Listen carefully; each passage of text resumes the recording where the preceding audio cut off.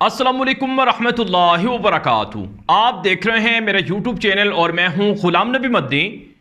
इमरान खान ने गद्दारों के खिलाफ ऐलान जंग कर दिया है। एक मर्तबा फिर इमरान खान ने अवाम की अदालत में जाने का फैसला किया है। अवामी अदालत अब हर शहर में लगेगी, अब हर सूबे में लगेगी और अब हर ज़िले के अंदर लगेगी और अवाम को पाकिस्तान की किस्मत करने का मौका दिया जाएगा। नाज़रीन किराम, इमरान खान के खिलाफ जिन अमरीकी एजेंटों ने, जिन अमरीकी यारों ने, जिन अमरीकी दलालों ने अमरीका के साथ मिलकर साजिशें की, वो लोग इमरान खान को पाकिस्तान से हमेशा के लिए आउट करके पाकिस्तान की आवाम को हमेशा के लिए अमरीकी ग़ुलामी में देना चाहते हैं। वो लोग अमरीका के साथ जो सौदेबाजी करके आए हैं, उनको पता है कि अमरीका से हमारी डील हुई है, हमने अमरीका से पैसा तो ले लिए है, अब हमें अमरीका को प्रोडक्ट भी देनी है। अमरीका से जो सौदेबाजी की है, उस सौदेबाजी में अमरीका के मफादात भी पूरे करने हैं। इस वजह से वो लोग चाहते हैं कि हमारे इस सौदे के अंदर या हमारी इस डील के अंदर जो भी हायल होगा, जो भी रुकावट खड़ी करेगा, वो हमारे लिए एक तरह से बड़ा दुश्मन है, लिहाजा उसे हम कुचलेंगे।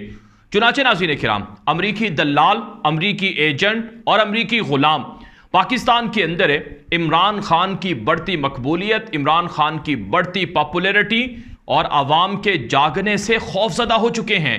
इनको पता चल गया है कि 90 की दहाई में जो जराइम ये लोग किया करते थे, जो हरकतें ये लोग किया करते थे, आवाम को जिस तरह से ये बेवकूफ़ बनाया करते थे, आज 90 की दहाई नहीं है। आज लोग उस तरह से बेवकूफ़ नहीं बनते हैं। इस वजह से ये बेहद परेशान है कि अवाम को अगर भेड़ बकरियों की तरह कंट्रोल करना है, अवाम को अगर अपना ग़ुलाम बनाना है, तो सबसे पहले इस अवाम को जो ग़ुलामी से आज़ाद करने का दर्स देता है, उसे नुकेल डाली जाए, उसे लगाम डाली जाए और उसे रास्ते से हटाया जाए। चुनांचे ये लोग बहुत साजिशें कर रहे हैं। अभी आपने देख ही लिया है कि पिछले एक हफ्ते से इमरान खान के खिलाफ प्रोपेगेंडा मुहिम जारी है और इमरान खान के खिलाफ पैसे लगाकर पूरा मीडिया खरीदा गया है पाकिस्तान का, जो इमरान खान के खिलाफ झूठ फैला रहा है और लोगों के जहनों को ख़राब करने की कोशिश कर रहा है।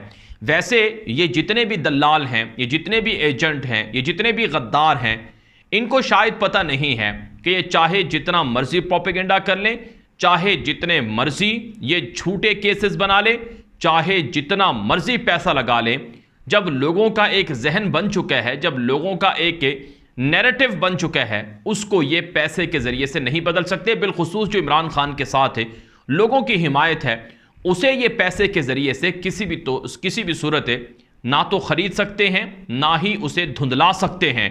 चुनाचे नाज़रीन किराम, अब इमरान खान ने फैसला किया है कि आवाम की अदालत में जाया जाए और आवाम को बताया जाए कि जब हर तरफ से इनको इमरान खान ने शिकस्त दी है, जब हर तरफ से ये अमरीकी दलाल बेनकाब हुए हैं, तो अब इन्होंने टेक्निकल मामलात में, यानी टेक्निकल चीज़ों को बुनियाद बनाकर इमरान खान को हमेशा के लिए नाअहल करने की मंसूबाबंदी की है। और हदफ क्या है कि इमरान खान को निकाल कर, उनकी जमात को निकाल कर, जो इमरान खान की सियासत है उसे ख़त्म करके ये जो 13 जमातें हैं, इन्हीं की बारियां लगाई जाएं, क्योंकि ये ग़ुलाम हैं, ये सर झुकाकर बात करते हैं, ये जूते पॉलिश करते हैं, ये आवाज़ नहीं निकालते हैं, ये जी हुजूर करते हैं, इनको यस सर करना आता है। ये पूछते नहीं हैं कि ये क्यों हो रहा है, किस वजह से हो रहा है और किस लिए हो रहा है, इसका नुकसान पाकिस्तान को क्या है, फ़ायदा क्या है। ये तो सर झुकाकर ग़ुलामों की तरह ज़िंदगी गुजारते हैं। इसलिए यही लोग इनको पसंद हैं, इस वजह से इनको रखने के लिए इमरान खान को आउट करने के मंसूबे हैं। फिर नाज़रीन किराम, एक और जो बड़ी साजिश है वो ये भी है कि नवाज शरीफ, जो पाकिस्तान के अंदर हमेशा के लिए ताहयात नाअहल है, वो पाकिस्तान में इलेक्शन नहीं लड़ सकता, वो पाकिस्तान में कोई ओहदा नहीं ले सकता, वो वज़ीर आज़म नहीं बन सकता, कुछ भी ओहदे पर वो नहीं आ सकता है, उसको ये लोग वापस लाना चाहते हैं और उसको अहल करवाना चाहते हैं। यानी इन लोगों ने इमरान खान के ख़िलाफ़ जो पार्टी फंडिंग केस को बुनियाद बनाया है, उसके पीछे एक साजिश ये भी है कि इमरान खान को भी नाअहल करवा दिया जाए और फिर इमरान खान जब नाअहल हो जाएगा तो फिर इमरान खान झुक जाएगा, फिर इमरान खान डील कर लेगा और यूं नवाज शरीफ का केस भी ख़त्म हो जाएगा और फिर यूं इमरान खान का केस भी ख़त्म हो जाएगा। तो एक तरह से ये साजिश भी है कि इमरान खान को नाअहली की तरफ लेकर जाकर वो नवाज शरीफ को वापस लाकर उसे पाकिस्तान पर मुसल्लत करने के लिए राह हमवार कर रहे हैं। इस वजह से भी ये प्रोपेगेंडा और ये साजिश और ये पूरा का पूरा ड्रामा किया जा रहा है। लेकिन इमरान खान ने फैसला किया है कि वो अवाम की अदालत में जाएंगे। चुनांचे इमरान खान की जानिब से आज बड़ा फैसला ये हुआ है कि पाकिस्तान भर के अंदर जश्न आज़ादी के लिए तकारीब का एहतमाम होगा, जलसे और रैलियों का इनेकाद होगा और सबसे बड़ा जलसा 13 अगस्त को तहरीक इंसाफ की जानिब से रावलपिंडी और इस्लामाबाद में करने का ऐलान किया गया है। और इमरान खान खुद इन जलसों से खिताब करेंगे और इमरान खान की जानिब से बाकायदा इन जलसों से आवाम को मुस्तकबिल का यानी आने वाले दिनों का लाहे अमल दिया जाएगा और इमरान खान गद्दारों के हवाले से मज़ीद इंकिशाफात करेंगे। नाज़रीन किराम, पिछले 4 महीने जो हमने देखे हैं पाकिस्तान के अंदर, इसमें हमने बगौर देखा है और आप सब ने भी अच्छी तरह से ये बात नोट की होगी कि इमरान खान को जिस जिस मामले में इन्होंने धंसाने की फंसाने की कोशिश की है, इमरान खान उतना ही ज़्यादा अच्छे से उस मामले से निकला है। मसलन इन्होंने 20 लोटे किए, पंजाब के अंदर इलेक्शन में पूरी मशीनरी इस्तेमाल की, ताकत इस्तेमाल की। इमरान खान ने उसमें इस तरह से परफॉर्म किया या इस तरह से जद्दोजहद की, मेहनत की कि जिसका नतीजा आपके सामने है और पंजाब की हुकूमत उनके पास है। तो इमरान खान ने फैसला किया है कि अवामी अदालत में जाया जाएगा, अवाम को बताया जाएगा कि क्या साजिशें हो रही हैं। दूसरा नाज़रीन किराम, इमरान खान की जानिब से आज एक और फैसला ये हुआ है कि ना तो पंजाब असम्बली तहलील की जाएगी, ना ही KPK असम्बली तहलील की जाएगी। और क्योंकि वहाँ पर जो इम्पोर्टेड सरकार है या उनके सहूलतकार हैं, मुमकिन है वो लोग वहाँ पर गवर्नर राज लगा दें और या वहाँ पर इलेक्शन करवाने का ऐलान कर दें, तो मज़ीद मामलात बिगड़ेंगे। इसलिए इन दोनों सूबों के अंदर फ़िलहाल असम्बलियाँ तहलील नहीं की जाएंगी और प्रेशर बढ़ाया जाता रहेगा। कुछ लोगों का ये दावा है, अंदर के लोगों का, कि इलेक्शन करवाने का फ़ैसला हो चुका है और इलेक्शन के लिए मामलात तय हो चुके हैं, लेकिन इमरान खान को डेट नहीं दी जा रही है, जिसकी वजह से मामलात कुछ बिगड़ सकते हैं। इमरान खान तारीख़ लेना चाहते हैं, अगर तारीख़ दे दी गई तो मुमकिन है फिर मामलात आगे बढ़ जाएंगे। दूसरी तरफ नाज़रीन किराम, आज जो एक और अफसोसनाक बात सामने आई है वो ये है कि सदर पाकिस्तान, जो कि पाकिस्तान के सुप्रीम लीडर हैं और जिनका ओहदा एक बहुत बड़ा ओहदा है, उनको मुतनाज़ा बनाने के लिए एक प्रोपेगेंडा मुहिम गद्दारों की जानिब से शुरू करवाई गई है। वजह यह है कि सदर पाकिस्तान डॉक्टर आरिफ अलवी ने स्टैंड लिया कि जो अमेरिका ने रजीम चेंज ऑपरेशन किया है, जो अमेरिका ने साजिश की है, उसकी तहकीकात हों। सुप्रीम कोर्ट के जो चीफ जस्टिस ऑफ पाकिस्तान हैं उनको ख़त लिखा और इसी तरह से वज़ीर आज़म को ख़त लिखा कि सहाफ़ियों पर बेजा मुक़द्दमात क्यों कायम किए जा रहे हैं और जो नैब तरामीम और इस तरह की जो मुतनाज़ा तरामीम की गई उन पर साइन करने से इनकार किया। और सबसे बढ़कर चूँकि सदर पाकिस्तान डॉक्टर आरिफ अलवी का ताल्लुक़ इमरान खान की जमात से है, इस वजह से उनके ख़िलाफ़ गद्दारों ने मुहिम चलाना शुरू कर रखी है और उनके ओहदे को मुतनाज़ा बनाने की कोशिश की जा रही है।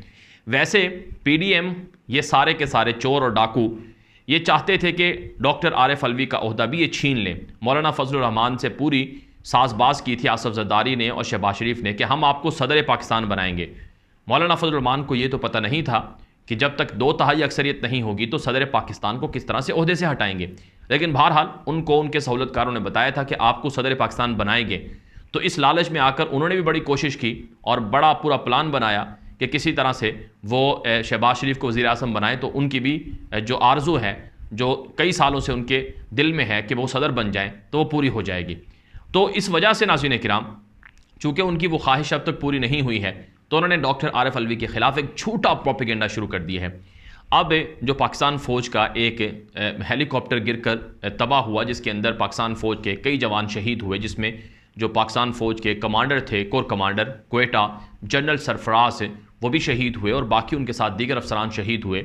उसको बुनियाद बनाकर के PTI की जानिब से वो जो फ़ौजी हेलीकॉप्टर गिरा, उसके अंदर जो शहादतें हुई, उसके बारे में नाज़ेबा गुफ्तगू की गई और PTI के लोग उसमें इन्वॉल्व थे, जिसकी वजह से शुहदा को तकलीफ़ हुई। हालांकि नाज़रीन किराम, जो इमरान खान हैं वो अब तक वही सियासतदान हैं जो जनरल सरफराज के घर गए शहादत के लिए, शहादत पर ताज़ियत के लिए गए, और पीटीआई की जानिब से कहा गया है कि जिन अकाउंट से अगर प्रोपेगेंडा हुए है फौजी हेलीकॉप्टर या शुहदा के हवाले से, उनसे उनका कोई लेना देना नहीं है, उन्होंने उनसे लाताल्लुकी का इजहार किया, लेकिन उसके बावजूद भी प्रोपेगेंडा हुआ। और सबसे अफसोसनाक बात यह है कि जो DGISPR जनरल बाबर इफ्तिखार हैं, उनसे जब सवाल हुआ जियो की जानिब से, सवाल नहीं बल्कि उन्होंने प्रोपेगेंडे वाली बात की, तो जिस पर उन्होंने खामोशी इख्तियार की। हालांकि जो अफवाज पाकिस्तान हैं, उनके जो सुप्रीम कमांडर हैं वो सदर पाकिस्तान होते हैं, तो एक अपने बॉस या एक अपने अफसर के हवाले से डिफेंड करने की बजाय जनरल बाबर इफ्तिखार ने कह दिया कि मैं इस पर कुछ नहीं कह सकता, कोई कमेंट नहीं कर सकता। तो ये बड़े एक अफसोस की बात है। और उनके खिलाफ जो प्रोपेगेंडा है, ये सदर पाकिस्तान को मुतनाज़ा बनाने की एक तारीख के अंदर कोशिश की जा रही है। इसका नुकसान भी इन्हीं दल्लालों को, इन्हीं गद्दारों को होगा। दूसरी तरफ नाज़रीन किराम, आज जो एक और ख़बर सामने आई है कि इलेक्शन कमीशन जो अमरीकी दल्लालों का एजेंट है, जो गोया कि जो अमरीकी दल्लालों का एक साथी है, उसने आज 1 लाख मुर्दा वोटर्स को ज़िंदा कर दिया है। पहले 40 लाख लोगों को जो कि ज़िंदा थे, उनको इन्होंने मुर्दा किया ताकि इमरान खान ना जीत सके, इमरान खान इलेक्शन में आगे ना आ सके। इस वजह से इन्होंने 40 लाख लोगों को मुर्दा करार दे दिया। अब उन 40 लाख में से 1 लाख से ज़ायद लोगों को ज़िंदा कर दिया है। तो ये अमरीकी दल्लालों की वो हरकत है जिसका हदफ इमरान खान को शिकस्त देना, इमरान खान का रास्ता रोकना और इन अमरीकी दल्लालों को जिताना है। लेकिन याद रखें नाज़रीन किराम, हमेशा बादशाही अल्लाह ताला की है। वो ज़ात अज़ल से है, अबद तक है, हमेशा से है, हमेशा रहेगी। दुनिया के अंदर कई लोग आए जिन्होंने गुरूर और बादशाही का दावा किया, लेकिन वो सब के सब मट्टी में मिल गए। इसलिए आज जो गुरूर के अंदर है, ओहदों के ऊपर बैठकर बड़े गुरूर के अंदर नाच रहे हैं और उछल कूद कर रहे हैं, उनका अंजाम भी इबरतनाक होगा। इसलिए इबरत पकड़नी चाहिए माजी के वाक़यात से। अब तक के लिए इतना ही। ये वीडियो आम कर दें, मज़ीद लोगों तक पहुँचा दें ताकि वो भी मालूमात हासिल कर सकें। मज़ीद ख़बरों के लिए हमारा यूट्यूब चैनल ग़ुलाम नबी मदनी और न्यूज़ की दुनिया फॉलो करें। अब तक के लिए इतना ही, इजाज़त दीजिए। अस्सलामु अलैकुम व रहमतुल्लाहि व बरकातुहू।